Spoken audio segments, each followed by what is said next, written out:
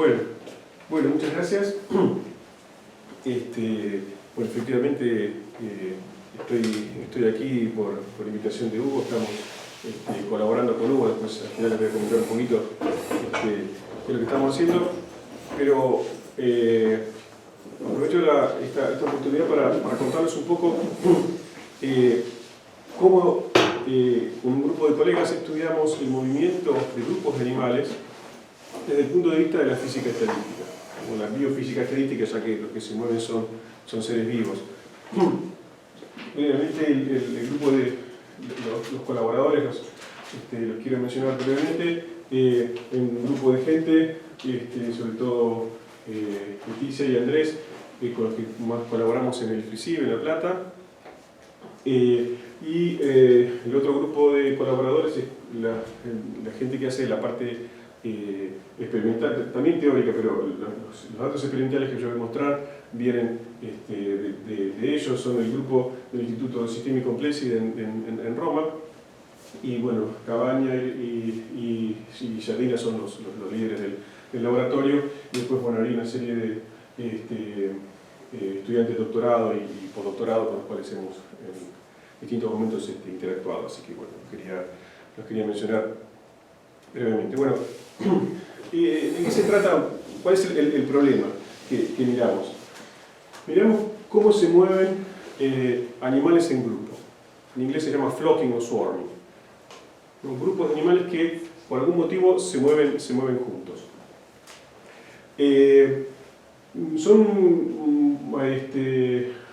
Evidentemente son, desde el punto de vista nuestro, un animal va a ser una partícula, ¿no es cierto? Esa es la resolución que tenemos. Entonces decimos, a veces se dice que es materia activa porque son partículas que tienen un movimiento propio, o sea, por una serie de procesos internos pueden fijar su velocidad. Nosotros normalmente vamos a suponer que la velocidad, que el módulo de la velocidad es constante, como primera aproximación. Pero además, el caso que vamos a estudiar es un caso donde no hay líderes y donde no hay campos externos, o sea, en principio no tienen una dirección de llegada, una dirección, por ejemplo, las aves migratorias, ¿no? Que están yendo hacia un lugar. No es eso lo que estamos viendo, sino el caso donde vamos a ver que se va a dar orden un poco espontáneamente, ¿sí? No hay o hay pocas referencias externas hacia dónde el grupo está yendo.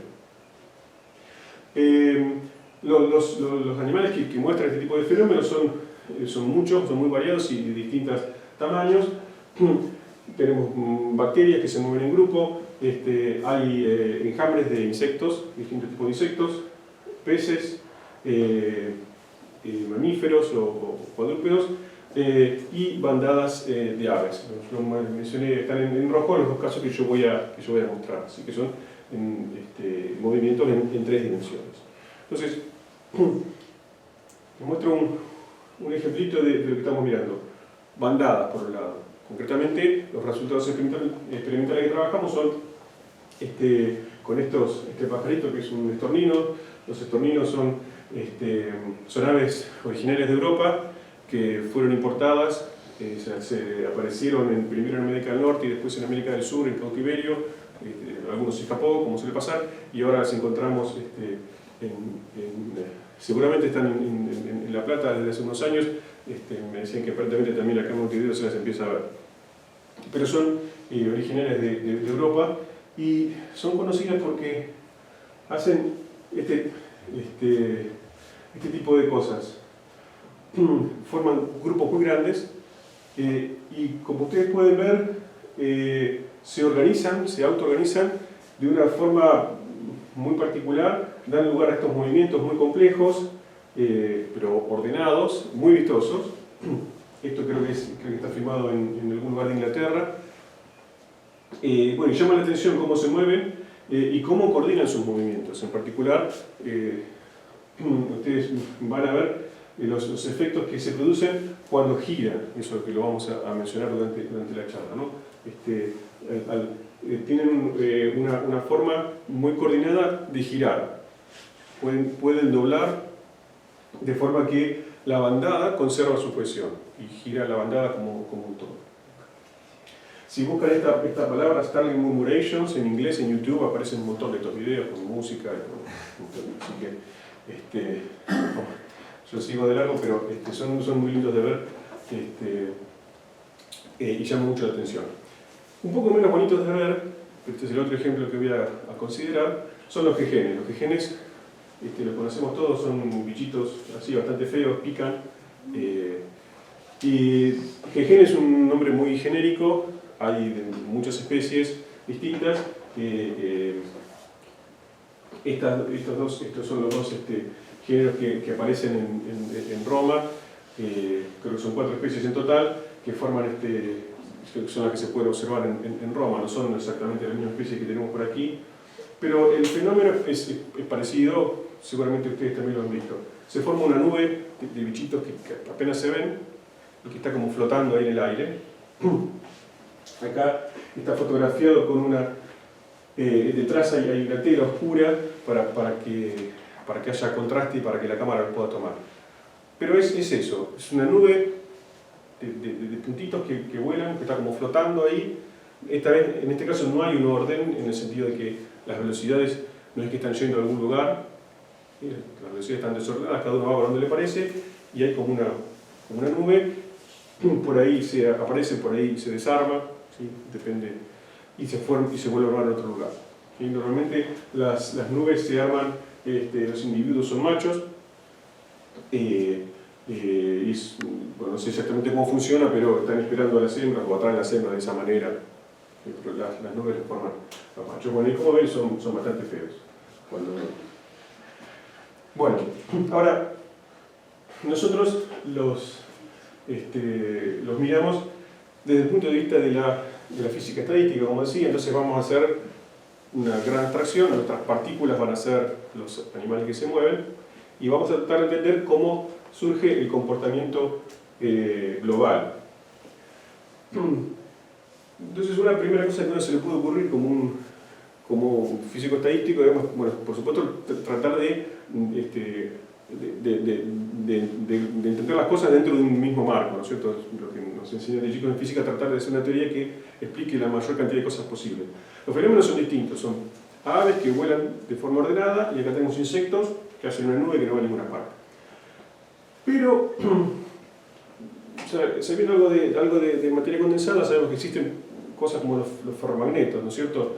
Los ferromagnetos son sistemas donde hay una interacción que favorece la alineación de los dipolos magnéticos, pero que según la temperatura pueden estar desordenados u ordenados, o pueden ser paramagnetos o ferromagnetos, dependiendo de la temperatura. Entonces, podría ser que en realidad estos dos fenómenos fueran parte de algo parecido, parte de lo mismo. Simplemente las bandadas son el ferromagneto, digamos, son el sistema a baja temperatura, y los enjambres son la misma cosa o el mismo fenómeno, pero a alta temperatura, o mayor ruido, o con más ruido, ¿sí? Y que por eso no se ordenan. Entonces, podemos pensar que si definimos un parámetro de orden, que lo voy a mostrar ahora, esta phi, que es como la magnetización, ¿sí? Esencialmente va entre 0 y 1, ¿no es cierto? Cuando todas las velocidades apuntan en la misma dirección, esto vale 1, y si no vale cerca de 0. Entonces, a lo mejor podemos describir los dos fenómenos con el mismo modelo, ¿sí? Dentro del mismo marco, diciendo que hay una transición de fase. Que cuando hay mucha temperatura o mucho ruido, tenemos un parámetro de orden bajo, y con poco ruido se pueden dar los procesos de ordenamiento, y tenemos entonces un parámetro de orden alto. Tendría entonces las bandadas la fase ordenada y los enjambres la fase desordenada, pero del mismo modelo, ¿sí?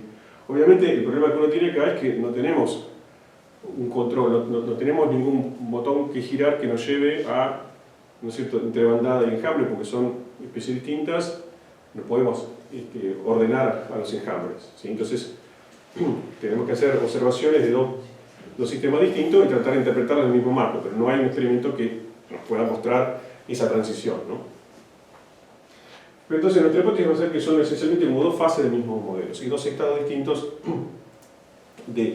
pero esencialmente del mismo fenómeno.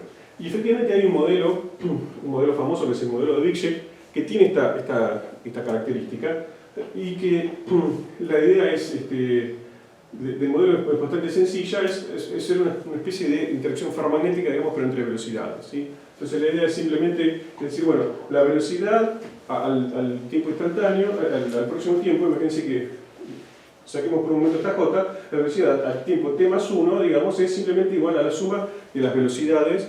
¿Sí? Yo tomo el promedio de las velocidades de mis compañeros y voy para allá, ¿sí?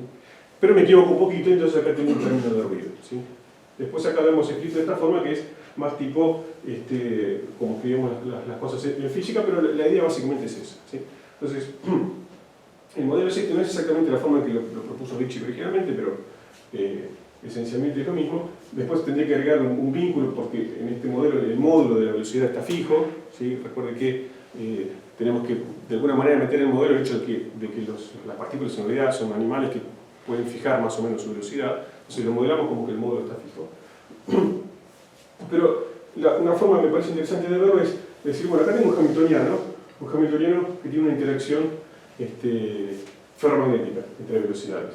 Y después acá escribo una ecuación que es una ecuación de Langevin, ¿sí? Es un sistema sobreamortiguado, donde esto lo que hace es llevar al sistema, ¿no es cierto?, por el máximo gradiente, llevarlo a su mínimo de energía, pero acá hay un ruido, ¿sí?, que lo saca un poco de ese mínimo y lo hace mover al modelo por ahí, ¿sí? Por supuesto, esto es un modelo efectivo. Es evidente que yo voy a decir, usamos la palabra fuerza, el hamiltoniano, y voy a decir que esto que está acá, que es la derivada del hamiltoniano, voy a decir que es una fuerza. En realidad no es una verdadera fuerza física, porque las fuerzas físicas son, bueno, las fuerzas que regulan el vuelo, ¿sí? Estas son interacciones efectivas que tienden a orientar las velocidades, ¿sí? Bueno, vamos a ver más o menos esta idea. Experimentalmente, ¿se puede sustentar? ¿Es compatible con lo que vemos? Entonces, tenemos experimentos que justamente este grupo romano, el grupo del Instituto Sistemi Complessi, que lo que han hecho es armar un sistema con 3 cámaras, ¿sí? Entonces fotografiar o tomar videos de las bandadas y después de los insectos con 3 cámaras, de manera que con la información de las 3 cámaras se puede obtener la posición tridimensional de cada partícula, y bueno, eso se hace en función del tiempo. Entonces, del videito que mostré recién, pasamos a la digitalización de las trayectorias, ¿sí? Entonces, lo que nos entrega estos experimentos, que son fáciles de contar pero son muy difíciles de hacer, es un conjunto de trayectorias tridimensionales en principio de todo el grupo, durante el tiempo que se los puede filmar, ¿sí? que depende un poco de los casos. En los experimentos que se han hecho hasta ahora son con cámaras fijas, entonces dependen del tiempo que están dentro del foco de la cámara, ¿sí? Bueno, hay varias cosas que uno puede empezar a estudiar una vez que tiene esa información detallada de las trayectorias. Lo primero que se ha estudiado, hace ya casi 10 años en este artículo, son las correlaciones entre las velocidades. Entonces uno puede, por ejemplo, esto es una instantánea, las velocidades están indicadas ahí con flechitas, todas apuntan más o menos para el mismo lado, porque es una bandada, ¿sí? Están claramente volando ordenadamente. Pero lo que es interesante de ver son las fluctuaciones de la velocidad. Esto es lo mismo donde se le ha restado aquí la velocidad media, ¿sí? O la velocidad del centro de masa. Las fluctuaciones lo que muestran es que, bueno, apuntan en distintas direcciones, pero están muy correlacionadas, ¿sí? Se ven claramente los dominios, ¿no es cierto? Con flechas hacia abajo, flechas al costado, ¿sí? Bueno, esto es lo que está graficado acá a la derecha, a través de la apropiada función de correlación, se extrajo la longitud de correlación, y uno lo puede hacer tanto para la orientación de las velocidades como para los modos de las velocidades, ¿sí? Y son estos dos paneles, y lo que uno observa es que la longitud de correlación como función del tamaño, ¿sí?, crece. La longitud de correlación siempre es proporcional al tamaño de la bandada, en los dos casos, tanto en el caso de la orientación como en el caso de la velocidad, del módulo, ¿sí? Eso quiere decir, bueno, que la en un sistema infinito la longitud de corrección sería infinita, ¿no? Porque está creciendo con el sistema. Entonces estamos en un caso en que no hay una escala característica para las correlaciones. O sea, como en el caso de los sistemas críticos. No estoy diciendo necesariamente que esto es un sistema crítico, pero sí que respecto de la longitud de corrección se comportan de esa manera. La longitud de corrección es del orden del tamaño del sistema. Para este caso se lo puede entender desde la física, porque cuando uno tiene una ruptura de simetría de un parámetro, de una simetría continua, o sea, como es en este caso, ¿no? Como es la orientación, se sabe desde los años 70 que necesariamente toda la fase donde la simetría está rota tiene fluctuaciones de largo alcance en las orientaciones. ¿Sí? Es una consecuencia de justamente esta simetría, el hecho de que la simetría sea continua. ¿Sí?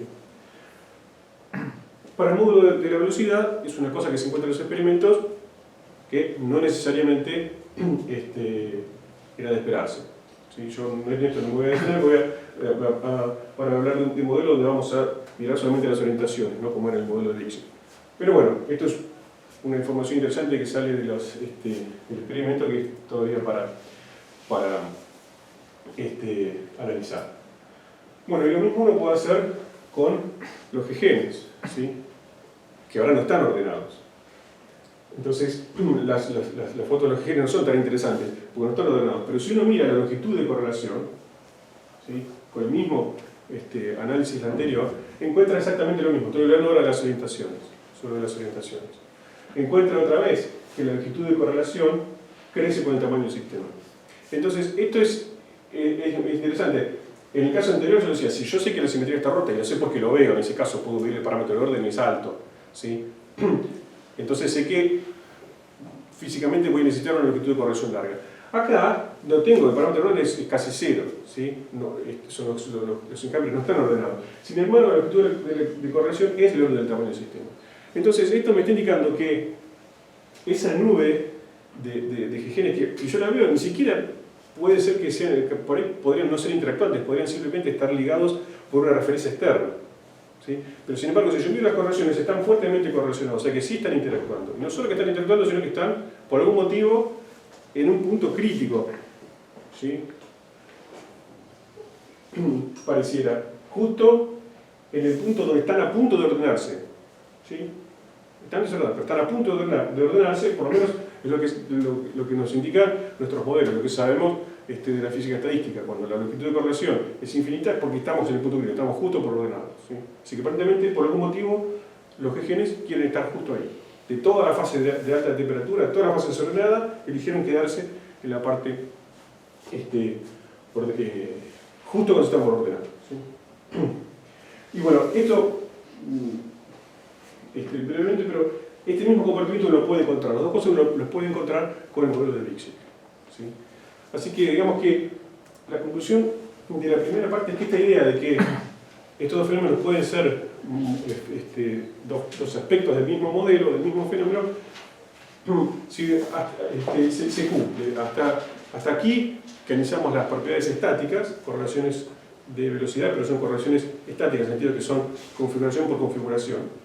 Hasta aquí se cumple, es compatible con el modelo de Dixon. Entre paréntesis, acá hay unas cuantas transparencias, pero se pueden saltear. Me pueden hacer preguntas, mejor hablemos, es más importante que se entienda lo que yo digo que yo muestre toda la transparencia. Así que después, si me falta tiempo, me salteo, que no hay problema. Bueno, entonces, desde el punto de vista estático, el modelo de Dixon y esta idea de que las dos cosas son fase ordenada y desordenada, se cumplen. Pero tenemos más información disponible experimentalmente y podemos mirar, como tenemos todas las trayectorias, podemos ver ahora qué pasa con la dinámica. Y voy a mencionar dos aspectos de la dinámica, voy a tener un poquito más en este primero, que es un análisis de qué sucede cuando la bandada está justamente girando. La bandada cambia de dirección. No son muchos eventos, pero hay eventos experimentales donde la bandada entra en las cámaras en una dirección y sale en otra dirección. ¿Sí? Y eso no se puede hacer nada. Digamos. Hasta ahora hay que poner la cámara y esperar que pase eso, por eso no hay tantos eventos. Pero bueno, entonces uno puede analizar las trayectorias, buscar cuál es el máximo de la aceleración, ¿no?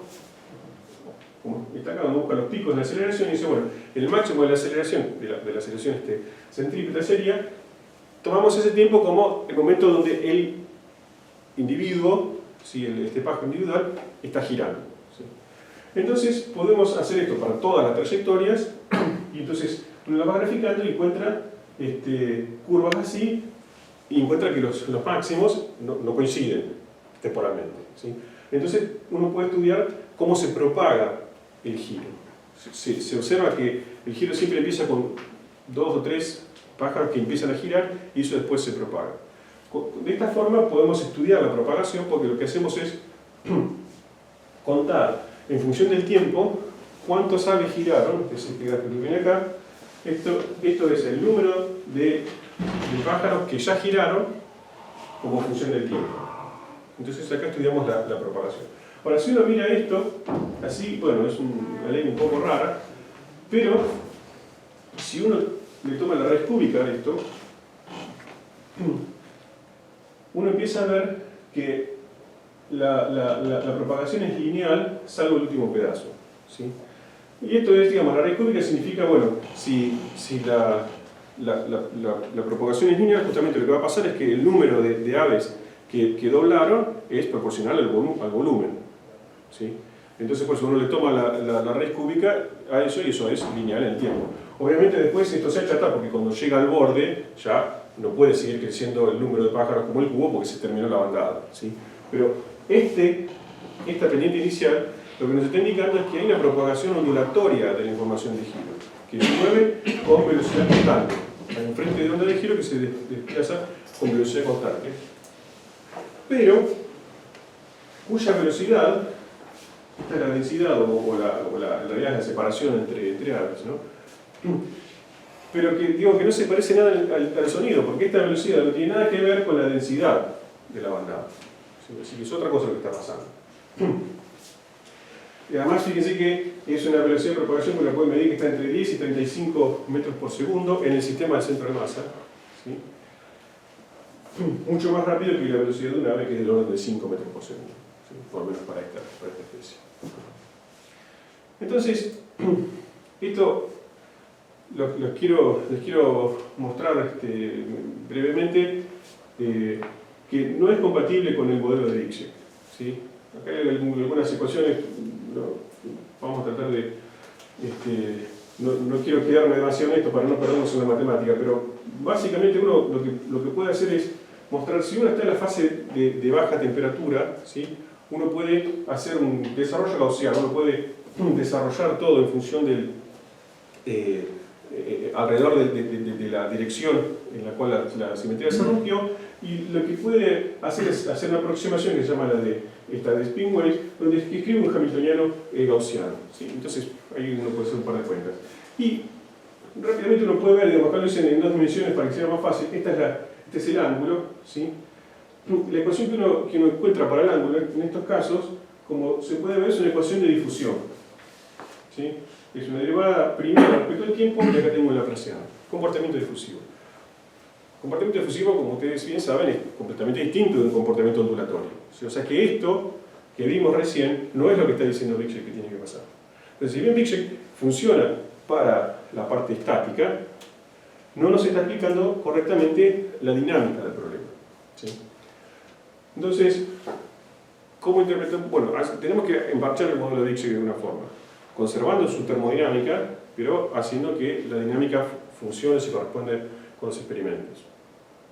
Entonces, la idea nuestra fue, bueno, una cosa que pasa en el modelo de Dirichlet es que uno es un modelo sobreamortiguado, donde el cambio de velocidad o de dirección es proporcional a la fuerza social, no la fuerza entre comillas, la fuerza efectiva, esa fuerza que está dada por ese hamiltoniano ferromagnético en velocidad.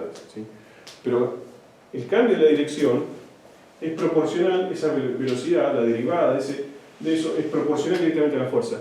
Y no como sabemos que es en física, en Newton, donde uno tiene que la aceleración es proporcional a la fuerza.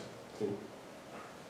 Otra forma que uno puede ver que hay algo raro en el modelo, o algo, digamos, no estándar en el modelo respecto a la física, es que hay una simetría, que es la simetría de rotación, y sobre todo la simetría de rotación de cada ave sobre sí misma. ¿Sí? La simetría de rotación es interna. Y el modelo no expresa eso, si eso no está acompañado de ninguna conservación, de ninguna experiencia en física. Por supuesto que, de todos modos, esta simetría y estas conservaciones van a ser aproximadas, digamos, ¿sí? Cuando uno vaya después al caso concreto, porque hay anticipación, hay rumores, hay ruido de otras cosas. Pero a nivel del modelo es algo que está faltando. Y la importancia de las conservaciones, cuando uno hace teorías efectivas o teorías a nivel hidrodinámico, lo comentan Alpern y Bohemberg en varios trabajos, pero en particular en el 69 tiene esta frase, dice: la excitación de un campo conservado, justamente como es conservado, no se puede relajar, no se puede disipar localmente, y lo que hay que hacer es llevárselo afuera. Entonces, lo que hace eso, por más que después uno le agregue una pequeña disipación local que pueda haber, pero lo que hace eso es que cuando uno tiene un campo conservado, lo que tiene es un modo lento, tiene un modo que va a entrar en la hidrodinámica. Entonces, por más que uno haga necesariamente vamos a hacer una descripción efectiva, ¿sí? y hidrodinámica o no, pero digamos de gran escala, un coarse grain, si uno tiene una cantidad conservada, probablemente esa cantidad tenga que entrar en la descripción por este motivo, porque es lenta, ¿sí? Lenta en el sentido que va a tener una frecuencia, ¿sí? que va a ser lineal en el número de ondas, ¿sí? Va a haber una relación, una relación lineal, ¿sí? o frecuencias que tienden a cero cuando el número de ondas tiende a cero. Entonces, cuando K, el número de onda, está tendiendo a cero, o sea, estoy viendo tamaños grandes, tengo algo que es lento en esa escala. Entonces, eso tiene que entrar en la hidrodinámica. Entonces, lo que hicimos fue decir, bueno, ¿cuál es esa simetría? Es la que estamos viendo, es la simetría, la rotación de un pájaro sobre sí mismo. Entonces, digamos, volvemos a los libros de mecánica, el generador de esa simetría es el spin, digamos, sobre el equivalente del momento angular local, digamos, un momento angular interno. Y entonces, esa es la cantidad que va a estar conservada. Sí, eso así es el mecanismo. Entonces, proponemos agregar el hamiltoniano a la interacción, entonces, de Wigzech, la dejamos como está, pero le agregamos un término que represente la inercia. Y después escribimos, en lugar de escribir la ecuación de Langevin sobre amortiguada, escribamos la ecuación de Hamilton, ¿sí? que son las que aprendimos de chiquito. Pero vamos a tener que agregar un ruido, vamos a tener que agregar una disipación, ¿sí? que es este término que está acá. Pero estos dos términos, ¿no? Tengo eta, una viscosidad y un ruido. Pero estos términos que están acá, estas son las ecuaciones de Hamilton, ¿sí? Tienen un producto vectorial un poco extraño porque esta cantidad no es exactamente la cantidad conjugada canónica, sino que hay un producto vectorial de por medio, ¿sí? Si quieren podemos hacer los detalles, pero realmente estas son las ecuaciones de Hamilton que uno obtiene si en lugar de usar R y P, uno usa R y el momento angular, si la posición del momento angular, les va a aparecer, se puede escribir y les va a aparecer cuál es el producto vectorial. Pero son las ecuaciones de Hamilton. Bueno, y les ahorro un poco, pero uno puede otra vez hacer la aproximación spin wave de la fase ordenada, y lo que puede encontrar es que ahora que puse el término de inercia, como tengo dos ecuaciones, las dos ecuaciones de Hamilton, cuando elimino S, ahora tengo una derivada segunda acá, ¿sí? Tengo una ecuación de ondas. Entonces, bueno, ahora puede ser que esté empezando a funcionar, ¿sí? Tengo una predicción sobre la existencia de ondas. Vamos a ver si eso se corresponde con la realidad. Pero no solo, y no solo digo que hay ondas, sino que en principio sé cuál es la velocidad, ¿no es cierto? J sobre C está cumpliendo el papel de la velocidad cuadrada. Así que en principio, J sobre Ki, ¿no? J es la interacción y Ki es esto que agrega acá, que sería la masa, ¿sí? La masa efectiva de la inercia social, ¿sí? Entonces, en principio tengo una predicción sobre cuánto vale la velocidad. El problema que tengo es que tengo que relacionar esto con algo medible. Bueno, otra vez en spin wave, no importa los detalles, esta cantidad J está relacionada con el parámetro de orden, ¿sí? ¿Qué es racional? Pues J es el acoplamiento, ¿sí? Entonces, el resumen de esto es que lo que predice esta teoría, o este modelo, es que yo tengo una velocidad de la onda que es proporcional a esto. Tiene que ir como 1 sobre la raíz de 1 menos el parámetro de orden. Esto no lo sé, no lo puedo medir. No puedo medir independientemente estos tres factores. Pero sí puedo medir esta relación entre... sí puedo medir el parámetro de orden. Entonces, bueno, efectivamente planteamos, ahora sí, para las bandadas, la velocidad de función de esto, de 1 menos, ¿no?, la raíz, la inversa de la raíz del parámetro de orden, y aparte de algún outlier, encontramos una relación bastante lineal. ¿Sí? O sea, pudimos dar un poco de sentido a ese gráfico que antes ploteamos la velocidad en función de la densidad y el número de puntos. Ahora, ploteándolo en función del parámetro de orden, o de esta función del parámetro de orden, vemos que empieza a tener sentido. ¿Sí? Estas ondas son ondas, entonces son ondas de parámetro de orden. ¿Sí? En bajas temperaturas se las conoce como segundo sonido. ¿Sí? En superfluidez, las ondas de parámetro de orden sí son segundo sonido. Entonces, estas ondas de segundo sonido no están en el modelo Biche, están cuando uno agrega inercia al modelo. ¿Sí? Entonces, un poco el tema de la charla es la importancia de la inercia, ¿sí?, en la interpretación de estos fenómenos. Y digamos, como consecuencia biológica, o más especulativa pero interesante, es, fíjense que cuanto más ordenada está la bandada, cuanto mayor es phi, mayor es la velocidad. Entonces, podría ser un motivo que tienen estos pajaritos para aprender a alinearse. Porque cuanto más alineados estén, más eficientes van a ser, más rápido van a poder volver, girar, conservando la cohesión de la bandada. Conservar la cohesión de la bandada, la cohesión de la bandada para ellos es importante porque tienen predadores naturales, hay una variante de halcón, que se llama el halcón peregrino, que caza estos pajaritos, pero lo que intenta hacer para cazar es siempre separarlos, como pasa en otros casos, ¿no? Pero separarlos del grupo, y cuando está aislado el individuo, ahí sí lo puede atacar. Cuando está todo el grupo junto, más difícil, no sé cómo, uno no sabe a quién agarrar, entonces siempre tratan de separarlos. ¿Sí? También pasa con los cazadores, con los felinos que cazan, pasa con cardúmenes, ¿no? con el atún, bueno, esos peces que se mueren grandes cardúmenes. Los predadores tratan siempre de separarlo del grupo y después atacarlo. Entonces, tienen una ventaja competitiva en aprender a alinearse bien, porque si se alinean bien, entonces cuando alguno de ellos detecta que se viene el halcón y pega la vuelta, todo el grupo va a pegar la vuelta ordenadamente y no se va a partir en dos, no más, que es lo que quiere el predador. ¿Sí? Así que bueno. Bueno, brevemente, para no aburrir,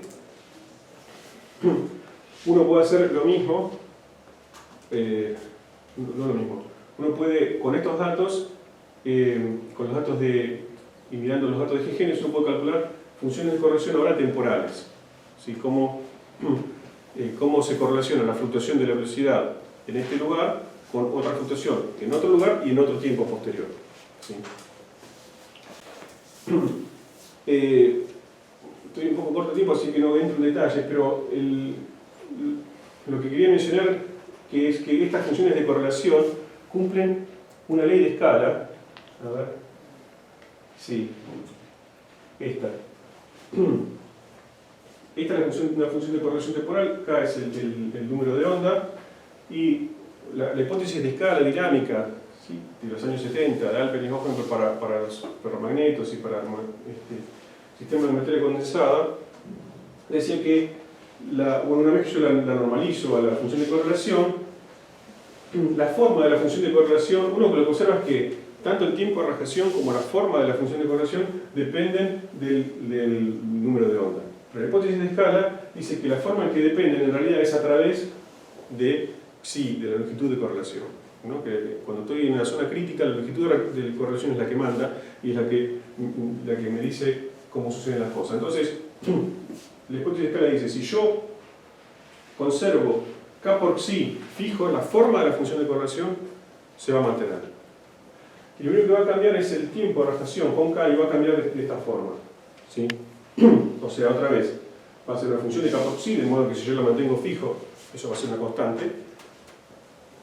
Y después va a haber una dependencia con K de esa forma, con un exponente, con K a la menos Z, donde Z es un exponente que depende del sistema en principio, que es el exponente crítico dinámico. ¿Sí? Entonces, repito, si yo mantengo K y sí constante, supongamos que K lo mantengo siempre igual a 0, o sea que veo la correlación global, entonces lo que tengo que observar es que la forma de la correlación no cambia, y lo único que va a pasar es que el tiempo de correlación, el tiempo de relajación, se va a mover de esa manera. ¿Sí? Entonces, si yo grafico, y lo que les voy a mostrar ahora, en función de K a la Z por T, la hipótesis de escala lo que me dice, si sería este es el gráfico escalado, lo que me dice la hipótesis de escala es que todas las curvas tienen que superponerse. ¿Sí? De ahí uno también puede deducir que el tiempo de relajación es una ley de potencias de la longitud de correlación. ¿Sí? Es otra forma de decir esta misma ley de escala, que tau va como si a la z. Lo que les estoy mostrando acá estos son las funciones de corrección calculadas a partir de las observaciones de Gigenes ahora, si recuerdan de los enjambres, que están, según lo que indicaba la estática, están en un punto crítico, o cerca del punto crítico, y estas son las del modelo de Dirichlet, también en el punto crítico. ¿Sí? El modelo de Dirichlet cumple la ley de hipótesis de escala, ¿sí? Con un cierto exponente, que es alrededor de 2, ¿sí? Lo cumple muy bien. Ahora, es notable también que los genes, que no saben nada de todo esto, cumplen también esta ley de escala. O sea que el hecho de que esa longitud de correlación que medimos en el caso estático, sí, que les mostré antes, realmente está controlando cómo funciona ese sistema. ¿Sí? Las interacciones, las correlaciones a esa escala realmente están determinando las propiedades de gran escala del sistema, y esa correlación es una buena medida de eso que está pasando. Entonces, se está cumpliendo bastante bien, digamos, parte de un cierto error experimental acá en la parte más baja, pero ven ustedes que las curvas colapsan. ¿Sí? Uno, para hacerlas colapsar, tiene que elegir Z que uno no lo conoce, ¿cierto? Entonces, las hacemos colapsar con un exponente que es cerca de 1. Cerca de 1. Que es distinto del exponente alrededor de 2 que usamos para colapsar acá. ¿Sí? O sea que otra vez vemos que el modelo de Dirichlet no es tan bueno para explicar la dinámica. Si bien explica la estática, no es tan bueno para explicar la dinámica. ¿Sí? De todos modos, estamos contentos porque encontramos que esta forma de analizar los datos, la hipótesis de escala dinámica, sirve para este tipo de sistemas, lo cual a priori puede que no era tan obvio. ¿Sí? Bueno, obviamente, ya que no fue tan bien con el modelo, en el caso anterior, ¿no? Le agregamos inercia al modelo de Dirichlet y no fue muy bien con el caso de las ondas, uno puede decir, bueno, ¿qué tal nos irá ahora? ¿Sí? ¿Será que el modelo, con inercia, el ISM, tiene una dinámica crítica con exponente igual a 1? ¿Sí? Bueno, eso no lo sabemos del todo. Bueno, esto no lo saltear. No lo sabemos aún. Estamos, digamos, es parte del trabajo que estamos haciendo con los colegas italianos, seguir estudiar el modelo con inercia en la zona crítica. Hicimos un trabajo un poco preliminar. Es difícil estudiar esto. La forma de estudiar, de sacar el contexto es usando grupo de renormalización. Bueno, hay varias distintas variantes, pero bueno, nosotros usamos una de ellas para hacer las cuentas dinámicas, ¿no? Del grupo de renormalización. El problema que uno tiene es que uno tiene que escribir una teoría. Una vez que uno escribe una teoría de campos para esto, es una teoría que involucra 3 campos, ¿no? Involucra la velocidad, involucra el spin, ¿sí? Que es esta cantidad que pusimos como inercia, pero además aparece la densidad, porque las partículas se mueven, ¿no? Entonces el hecho de que justamente, bueno, la derivada de la posición es igual a la velocidad, cuando uno lo escribe como campo, aparece el campo de densidad acoplado a los otros dos. Entonces uno tiene una teoría de 3 campos acoplados, que cuando quiere hacer la dinámica, bueno, una forma estándar de hacer la dinámica, se escribe funciona el generador, donde tiene por cada campo le aparece otro campo más. Entonces uno tiene que manejar una teoría con 6 campos. Bueno, que se dan cuenta que no es tan fácil trabajar. Así que hicimos una aproximación para eliminar uno de esos campos, trabajamos solamente con 4, y en principio sí obtenemos que al menos el exponente crítico no nos dio 1, pero nos dio más bajo que 2. Como se acerca a donde tiene que ir, bueno, esperamos que haciendo la teoría completa, sin aproximaciones, uno pueda realmente acercarse al contexto experimental. Pero bueno, eso es parte del trabajo que estamos haciendo. Pero bueno. Bueno, quería terminar contándoles un poquito por qué estoy aquí. Porque estoy aquí, bueno, lo dijimos al principio, estoy invitado por Hugo. Pero entonces, ya que vine acá por eso, contar en 2 palabras qué es lo que estamos haciendo, cómo, por dónde vino la interacción. Lo que empezamos a trabajar con Hugo fue, bueno, a raíz de un proyecto conjunto que hicimos entre dos grupos europeos, el grupo romano que les mencioné, otro grupo de Bélgica, de la Universidad de Ghent, bueno, Montevideo y La Plata, donde propusimos estudiar las cosas que les conté hasta ahora, las cosas de biofísica, de grupos animales, pero dijimos, bueno, con este tipo de técnicas por ahí uno puede, o estas ideas, por ahí uno puede entender cosas que suceden en otros sistemas biológicos interesantes, y bueno, sistemas que estudia Hugo desde hace tiempo y que conoce mucho son ecosistemas vegetales. En particular, el caso que empezamos a mirar con Hugo es el caso de una selva tropical. La isla de Barro Colorado es una isla que está en el canal de Panamá, dentro del canal de Panamá.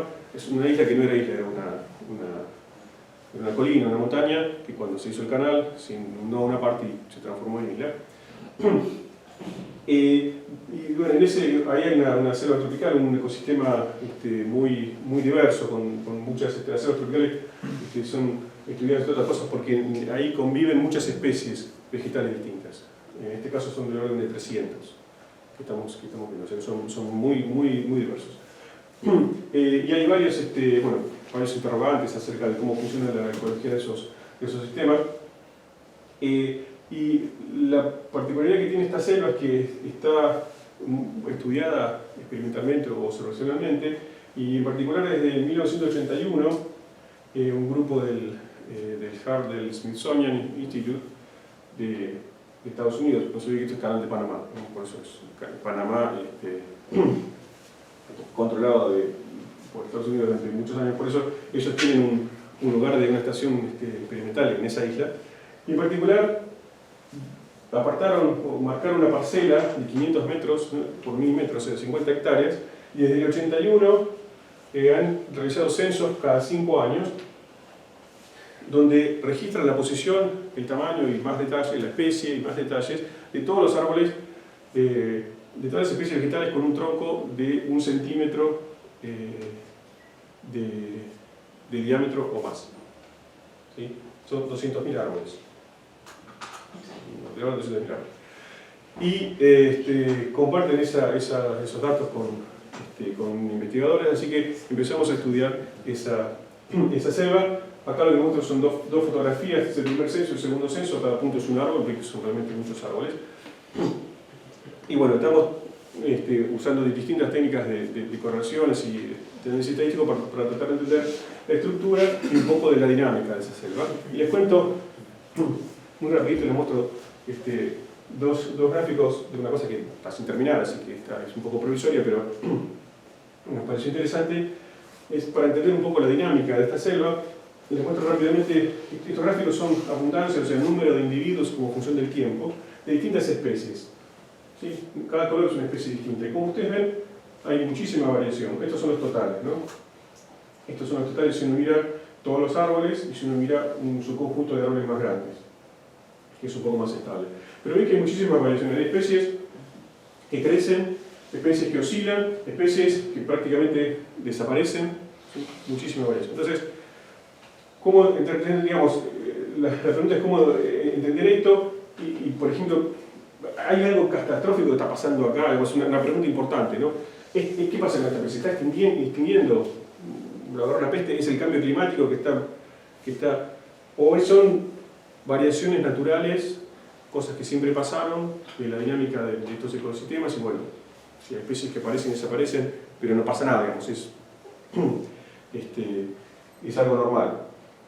Así que bueno, no tenemos una respuesta concreta, pero una cosa interesante que encontramos es, definimos una medida para comparar, que nos permita comparar el estado de la selva en dos momentos distintos. Estos son simplemente el producto del número esta es una suma sobre especies, es el producto de la abundancia, del número de individuos de una especie sigma, ¿sí? En un censo, o el tiempo A, digamos, por el número de individuos de la misma especie, por un censo al tiempo B, ¿sí? Y está normalizado esto de manera que nos dé 1 si la composición es exactamente igual, ¿sí? O sea, un censo consigo mismo, esta función que llamamos overlap, da 1, ¿sí? Entonces, lo que les muestro acá son todos los pares de censos. Si los datos de todos los pares de censos, en función, entonces estoy graficando Q de A, B en función de la diferencia B menos A, ¿sí? O del módulo de diferencia, para todos los pares de censos que tenemos. Y los dos colores son los dos conjuntos de árboles que estamos mirando. Los violetas son todos los árboles y estos verdes son solo los árboles de 10 centímetros de tronco o más, ¿sí? Y bueno, lo que estamos encontrando aparentemente son dos cosas. Primero, que los cambios son locales, ¿sí? Este decaimiento, entonces este número me está diciendo cuánto, al decaer me está diciendo que la selva es menos parecida respecto de la referencia que estoy tomando, ¿sí? Entonces me está diciendo primero que los cambios son locales, y no es que homogéneamente van cambiando, sino que hay, ven ustedes que hay, esto que es amarillo es casi todo es 1, y lo que aparecen son puntitos negros, que es de 0, casi 0. Entonces hay mucha heterogeneidad en cómo cambia la composición de la selva. Son cambios locales que se van sumando, ¿sí? No es un cambio global que va creciendo. Pero la otra cosa, que por ahí lo más interesante, es que graficándolo de esta manera, ¿sí?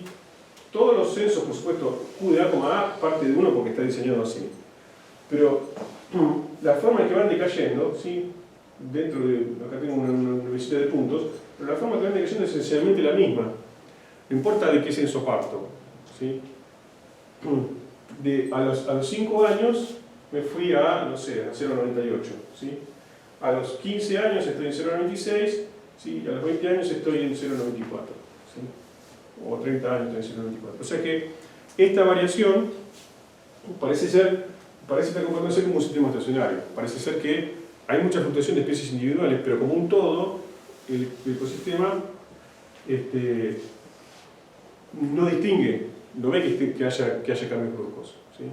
Estos cambios pareciera, si bien son dramáticos para una especie, pero para el ecosistema parece que es algo normal, es parte de la dinámica normal, ¿sí? Son resultados provisorios, pero bueno, para contarles un poquito de las cosas que estamos mirando con Hugo que están empezando a aparecer. Bueno, yo creo que hablé lo suficiente, así que les dejo acá un resumen de las conclusiones. Espero que se hayan entendido más o menos la idea de cómo encaramos el problema del movimiento colectivo, ¿sí? De aplicar las técnicas de física estadística, ¿sí? A problemas biológicos de gran escala. Y bueno, les agradezco su atención. Bien.